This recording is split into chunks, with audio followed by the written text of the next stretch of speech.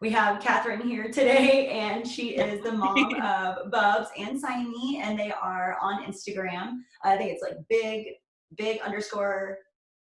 Big.head.bubby. That's right, big dot head bubby, and Yeah. they're incredible to follow. Definitely go check them out. And Catherine, she's actually you just rescued Bubs and just rescued Signify, and we'll get to their story in a minute. One thing that I was interesting, I noticed I thought was really cool is you said in a post that you haven't always been a pit bull like person or bully dog person, or you were introduced to them later in life. So tell me about how you used to feel about them and how you feel about now in that transition. Yeah, totally. So I was definitely, I was not as bad as, some people who are extremely anti-Pittie and like anti-bully breed. So I didn't have like, an extreme negative connotations, but I definitely was like, oh yeah, those are the scary dogs. Like I didn't really, where I grew up, nobody had Pitties. It was all just like, my dad was a hunter. So we grew up around a lot of hunting dogs. I always had we had pointers and labs and stuff growing up. So I was used to like those kind of dogs and like didn't really see pit bulls except for like, the ones in like news stories like pit bull Mall's toddler and like just, all those things just like constantly getting, broadcasted out there. So yeah, so actually when I was in high school, like a senior in high school, I started working at our local animal shelter. And they were like super understaffed. So they probably shouldn't have like been, giving me as much responsibility as they did. But basically they're just, all right, just like feed all the dogs, like, take out the ones you're comfortable with and clean their kennels. But like there's some in our care right now that like, aren't, we don't recommend you go into their kennels, and like, we'll have to give you slow introductions to them before you actually like start dealing with them. And so I was, of course, picturing those to be like the pit bulls, because like just from walking up and down the rows, I had seen there's lots of Pitties in the shelter, of course, and I hadn't really interacted with them yet. But no, of course, it was just like one of them was a small like Jack Russell Terrier type, and another was like probably a terrier, right? Yeah, totally. And so like those were the ones that I really had to watch out for. But the Pitties that I met in that shelter, there's one in particular. I remember his name was Tank. He's the first pit bull I ever met, and I was in love with him because he's just like a huge, typical, now what I know of the breed, like typical of it, just like wanted to sit in my lap and like lick my face and just give me kisses. And I was just like, wow, this is this dog must be like an anomaly. Then yeah, kind of through college, I started meeting more people that owned them. I had a close friend who I lived with for a couple of years actually, who had a pit mix. And so that was the first time I'd really gotten to like interact with one. And he was just like the best, like always the best cuddle buddy. So that's kind of like, I think that's what really started to sell me on the breed. And then to top it all off, I went to college in Colorado. And so for one of our public speaking classes, we had to like choose a debate topic and argue it. And I had just learned what breed specific legislation was. Like I'd never heard of it before. And like never really occurred to me that like pit bull type dogs could be confiscated from their owners without any sort of behavioral problem, just like because of how they looked. And so the more I looked into that, I was like, this is so wrong. Like, this is we as a school are priding ourselves on, especially in the department that I was in, like, being very anti-racist and trying to like be as non-discriminatory to humans as possible. Like this is just like that, but for dogs, like just solely basing them on their appearance. Anyway, so long story short, I just did my debate topic on the Denver BSL pit bull ban, and just got really passionate about it then. I was just like, the more I looked into it, I was like, this is so wrong. Yeah, and I just like, as the years went past, it's been about like, gosh, I'm almost 30, just to tell you now. So I graduated from college a while ago, and like for the last 10 years, basically, I've just been like dying to get my own dog. And yeah, kind of as that time went on, I just like knew basically that the dog I was going to get was going to be some sort of bully mix or pit bull mix, just because of, how much I love interacting with the breed and how unfair I feel like they've been treated. So like I wanted to do some part of like, spreading the good word about them and getting them into homes and stuff. So yeah, I kind of went from like not a ton of bully experience and what I did have being negative to being like, now I'm just like a full-blown like bully advocate. I love them so much. And you mentioned that you hadn't even heard of breed selective legislation until college. Yeah, no, I had no idea that was a thing. I mean, yeah, this kind of shows like how sheltered I grew up. Like in our little community, it's just like, yeah, you just like didn't see pit bulls. And so like, it wasn't part of my like, yeah, it wasn't part of my like, my knowledge base growing up. I was just like, where I grew up, there weren't a lot of pit bulls either. Like I didn't even know that like certain breeds were scary. Like that was never, Right. I was just like, yeah, they're scary dogs if they're mean, you know, like kind Yeah. of deal. Yeah. So yeah, That's I not, totally get it. Yeah. yeah. Yeah. So that's interesting. And so as you started to kind of learn breed selective legislation, is that what made you, or you said it was volunteering at the shelter is what kind of gave you all of Yeah. that So sort of mixed together? totally. Yeah. Volunteering at the shelter was what really like started to open, because all the dogs I'd had growing up were purebred hunting dogs. Like I said, my dad's, and like I loved all of them so much. I've always been a dog person. But it wasn't until I started working at the shelter that I was really um, became a lot more passionate about rescue work and about like, like there's so many dogs out there that need homes and need to be adopted. So I was like, oh, like if you're not buying a dog for a specific purpose such as hunting, like why would you, there's all these dogs in shelters, just adopt one. So Yeah. once that light kind of got turned on for me, yeah, then I think the pit bull love was like the natural next step. It's like, wait, there's so many of these dogs in shelters now, and like And they're so now like awesome. they're so awesome. I mean, like I like I said, I love all dogs, and I don't want to like, you know, I'm not discriminatory towards any other breed, but like I just know for myself, I'm never gonna have another type of dog that's not a bully breed, because they're just, to me, they're like the best. Like I love everything about their personalities, and yeah, I just like, so I just want everyone to see what I see in them and like what you see That's too. awesome. Like, yeah. Yeah. What made you want to go work at the shelter? Like, because I always find it interesting when people are introduced to dog rescue and rescue work later on in life as to like what kind of flipped that switch. Because I like to think of like, oh, maybe we can take that on a small scale and put it on like a larger scale to make other people like Totally. flip that switch. You know? Yeah. I mean, for me, it was like kind of easy because I just, like I said, I've been a huge animal lover my whole life. And so basically it was like, I got into high school and was like, okay, wait, I need to start making money. I need to like find a little side job.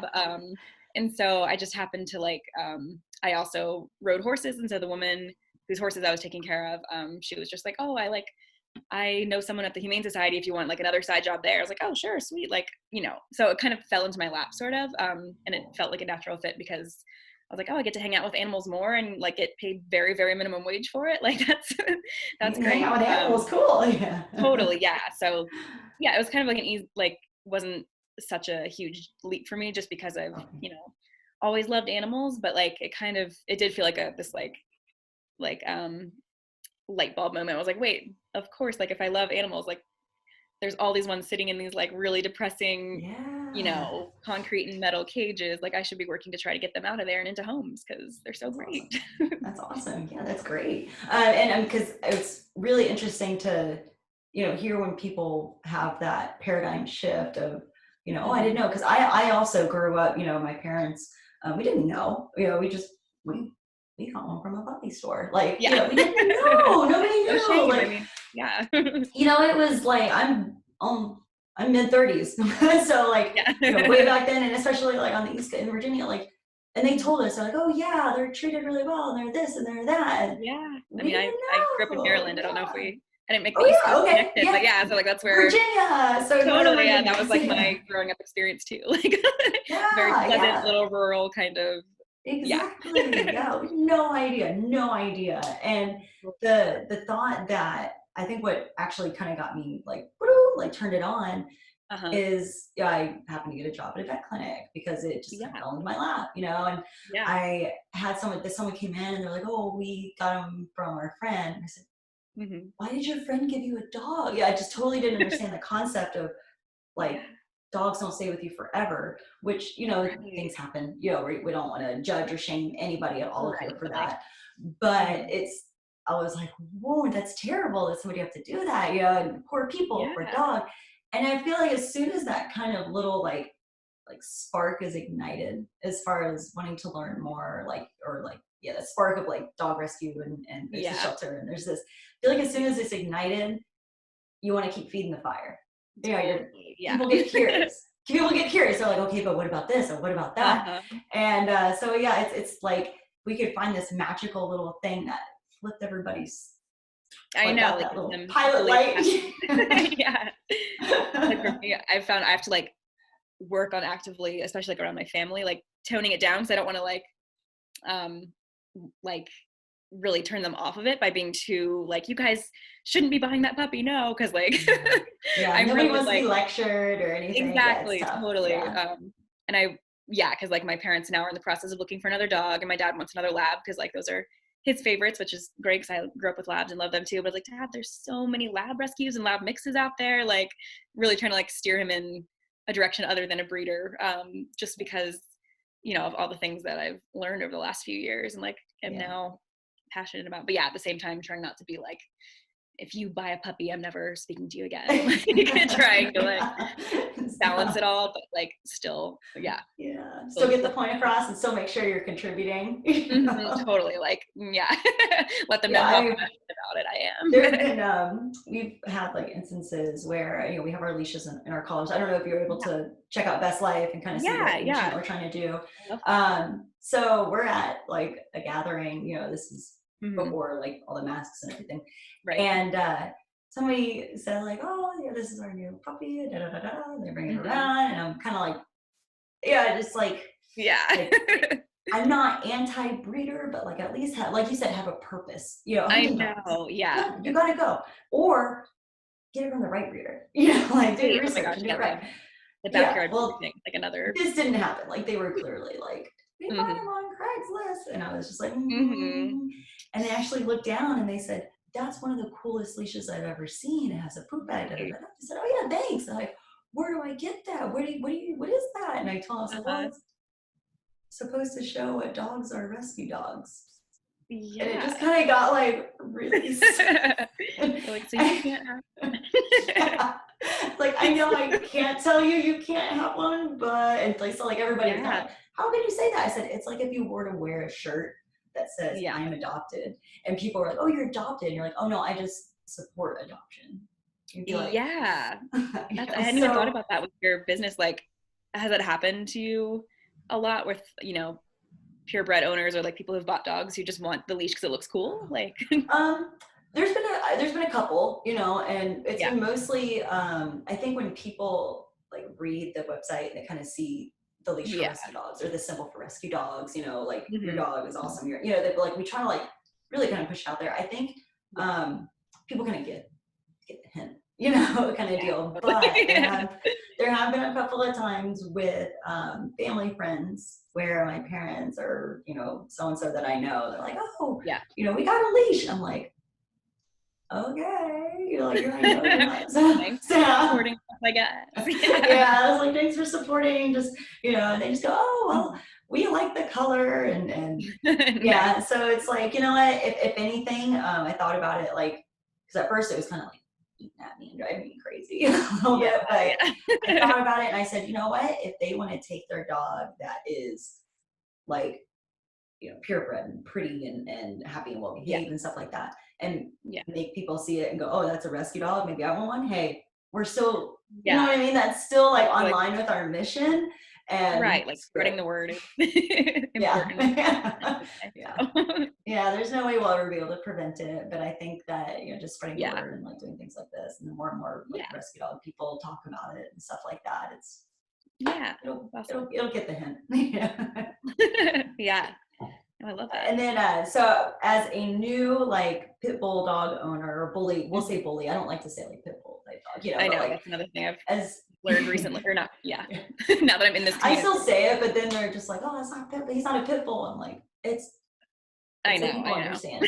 You know? But as a new kind of a bully dog owner, 3 things that you want people to know and to kind of consider. Like, let's say there's someone that was like you and like, oh, I really love this breed, I'm starting to fall in love with this breed. What are the 3 things that really just kind of went, oh, I wish I knew that? I feel like the first is honestly like, prepare yourself, because you will be getting a lot more negative comments and like negative stares, interactions from strangers, which I just like didn't even consider as part of it, because you know, of course I knew people had these perceptions of the dogs, but I think everyone like in their head it's just like, well, that's like other people's dogs that are behaving badly, like not mine, like people wouldn't do that to my dogs. But it was like really upsetting, and it's like made me like, brought me to tears a few times, because I just like feel so like bad for my dogs, even though they can't understand, like, you know, this person doesn't like them because of how they look, although maybe they can pick up on it. But like with Bub in particular, we, you know, a few weeks after I got him, we had an incident where I was walking him on leash and just like didn't think about keeping him really close next to me when I was walking past a person on the sidewalk, and so he like went a little close to her and like smiled and kind of like looked for a pet from her, and she like freaked out and just like screamed at me and like tried to hit him with her purse and was just like, this is a dangerous dog, like get him away from me. And I was just like floored because I had never experienced anything like that in my life. And then he got so scared that he like cowered down on the sidewalk, and I had to like pick him up to take him away. And it was just like, Bob. you know, my Isn't he like 90 pounds? he's 80 pounds. Yeah. So I can like pick him up in a squat, but Simon I cannot pick up at all. So Bub, I can barely get him.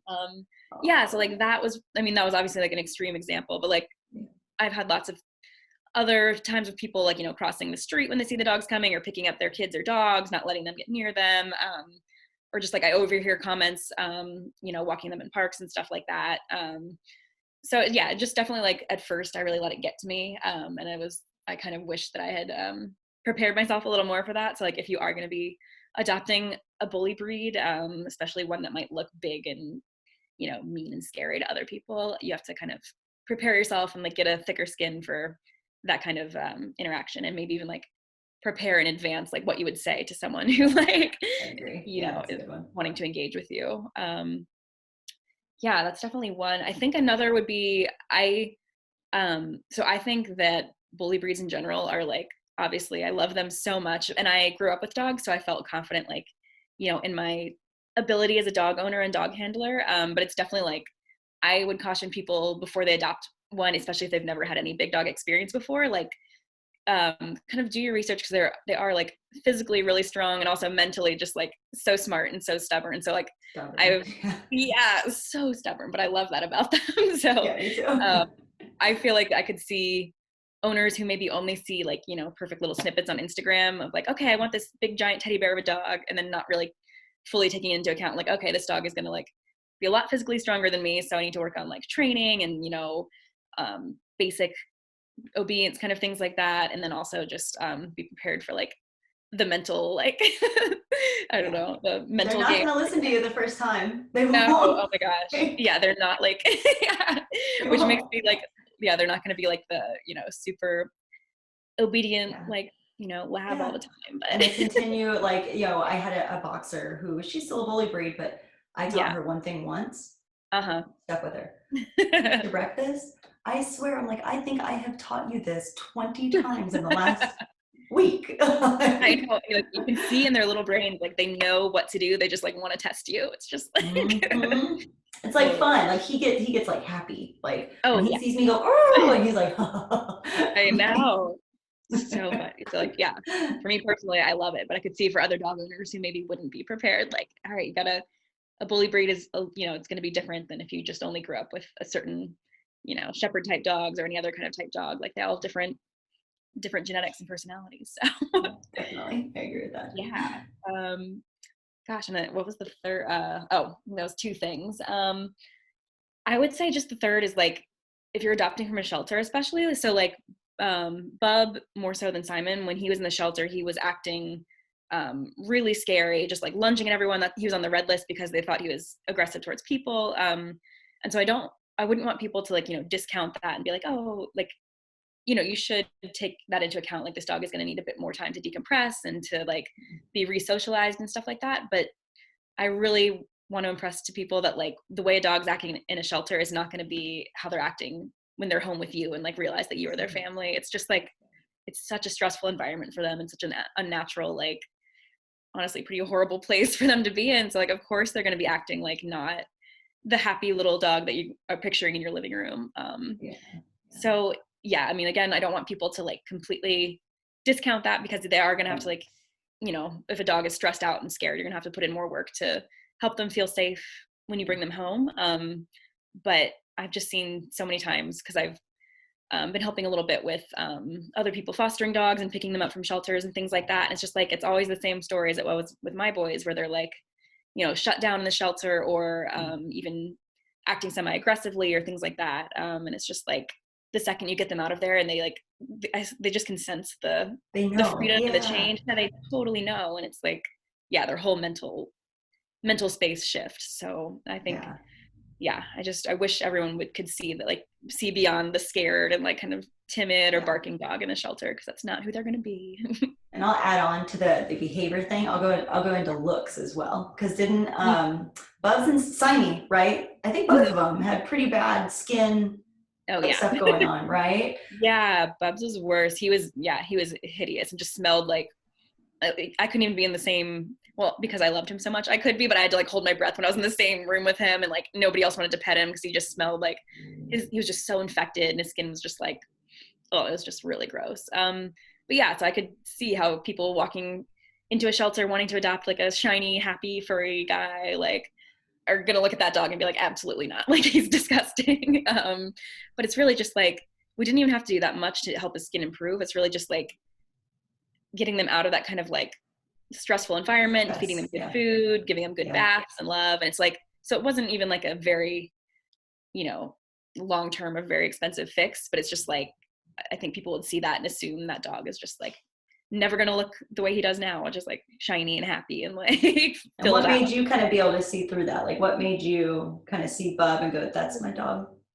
To be honest, I first saw a post of him on Pet Finder, because I was looking at like, I knew I wanted to adopt a dog, especially a bully breed. So I was just like looking at like an aggregate of like every shelter in the area. And so the picture of him was just his face, and he had this big smile on.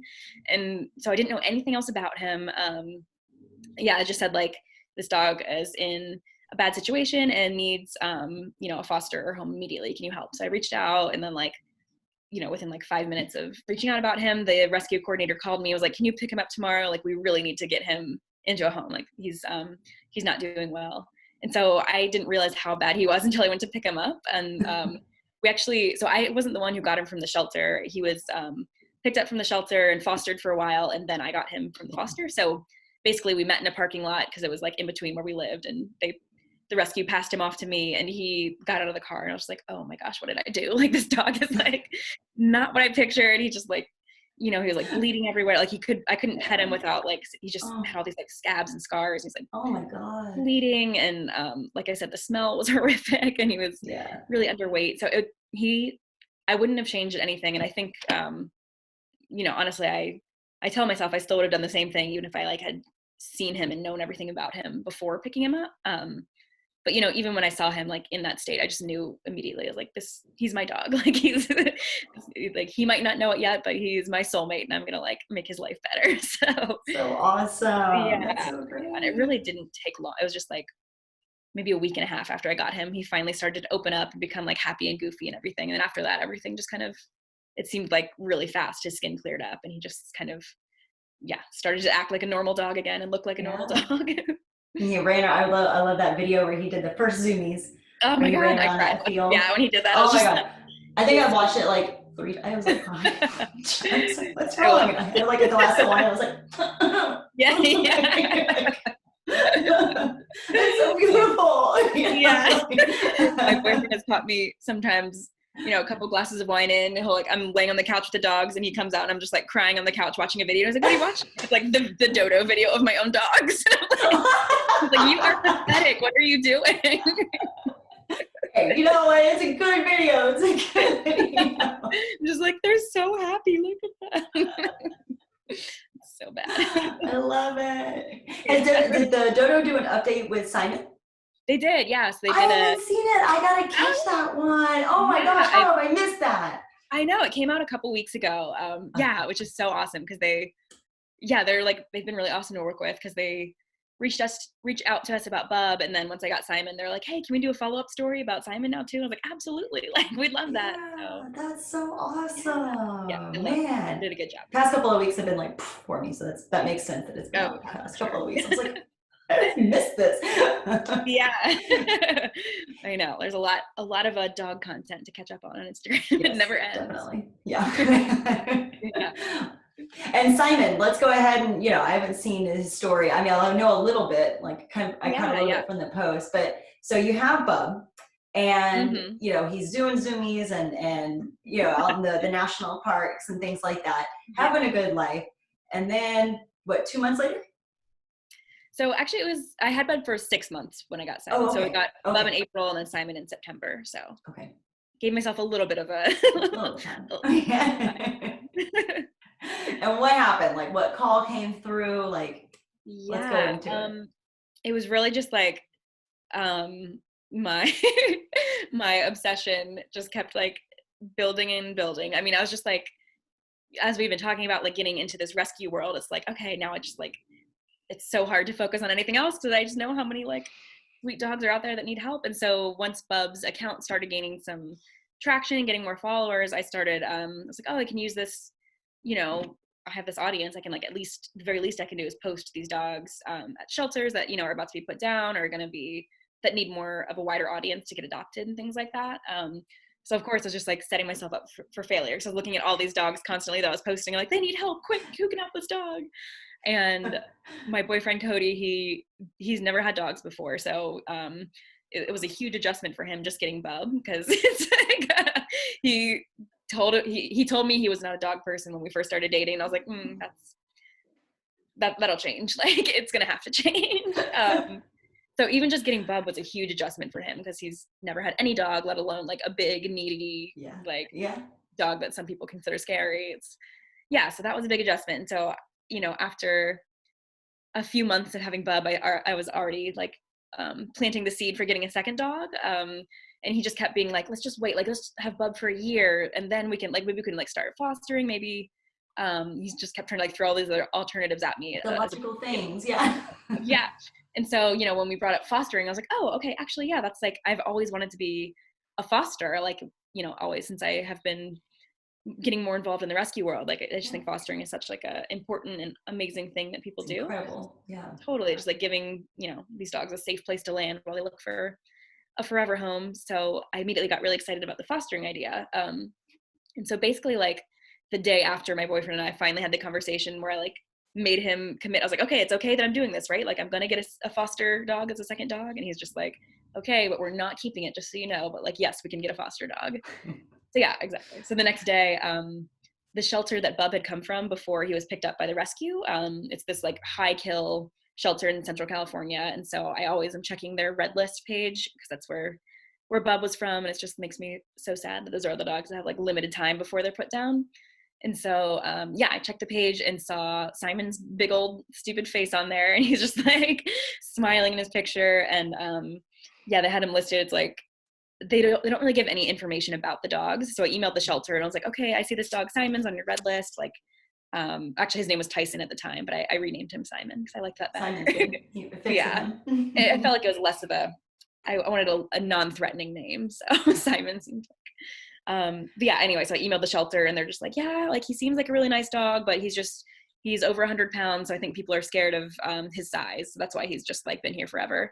And so I was just like, oh, that's not fair. Like, of course I'll take him. So yeah, so it was a pretty quick process. And the next day I got approved and went to go pick him up as a foster. And then, it was just like, I knew it was game over the second I got him in my car, because he like crawled up to the front seat and like had to have some part of him touching me the entire drive home. And he was just like giving me the best kisses. And like, I was just like crying. Oh, he knew. He's just like, oh, she's not letting me go. So yeah, and he was in a lot better shape than Bub was. He was not a shutdown. Like, he kind of was immediately like happy to be with me and happy to get out of there, basically. So it felt like a bit less of an adjustment than it did with Bub. And then when I introduced them, they just like clicked immediately and became these like this little duo that they are now, just these like little best friend brothers. So that really helped seal the deal too. So probably like 2 weeks after we brought Simon home, that's when I started really petitioning to my boyfriend. I was like, I think I'm just gonna keep this dog, like, no matter what you say, but like, I would love it if you love him too, and like, you're in on this with me and like aren't gonna hate me for this. So he was resistant at first, you know, for like all the smart reasons, because it's like they eat so much, they're so expensive. They're like, they knock things over all the time. It's just like, you know, it's a lot of hard work having two really big dogs. So he brought up a lot of good points, but I just kept being like, every time I tried to write up a post for him to list him for adoption, I was just crying, and I was just like, no, let's keep him. So anyway, all that is to say, we decided to keep him, and I'm so glad that we did. We are too. The followers are too. Yeah. I just can't believe I've had him for 3 months now, and it feels like forever. Like, I can't even remember what life was like before Simon, and definitely not what it was like before Bub. Like, I was like, It how do they really have to does live seem without? like they've just sort of like, they just blend. Like, it looks like they've Totally. been together forever. It looks like you guys have been together forever. Yeah, I know. I'm like, how is this? Like a year ago, I never would have thought any of this was in the cards. But So I'm cool. so happy that it is. Yeah. That's Yeah. awesome. That's really awesome. Oh man, that's exciting. Yeah, it's really great when like two dogs just click. Yeah, we had Totally. that same luck with my boyfriend had adopted his little Frenchie and I had already had Mr. Breakfast Oh, and nice. oh man, they just They're so cute together, those two. They look they like just love each other. I mean, it's so crack me up. cool to like and Yeah. like you see, Simon and Bub, like they just love each other and Yeah. They they do the do. little sibling stuff, they at each other and we're Exactly. just like Yeah. I always feel like I need to like I always feel guilty sometimes because people like see the Instagram and think like they're both perfect all the time just because of like I post their adorable moments and stuff. So sometimes I do feel like I need to remind people like, no, it's not like it is hard work and it's like, they've gotten in fights before, but it's never to a point where I'm like worried about them. I'm just like, okay, this is like normal sibling dog stuff. Like they just need, it's just like they need um their space, you need they need their yours. Yeah. space. And yes, it feels so I never feel overwhelmed by it or like I can't do this, but I definitely always want to tell people like, yes, like it is a lot of work. So like don't discount the fact that like listen to your boyfriend when they tell you it's gonna be a lot of work. It's like for me it's so worth it. And like I'm already petitioning him. I was like, all right, well now let's start. We can foster a third dog now, right? We're not gonna he says absolutely not, but I want to start fostering again. So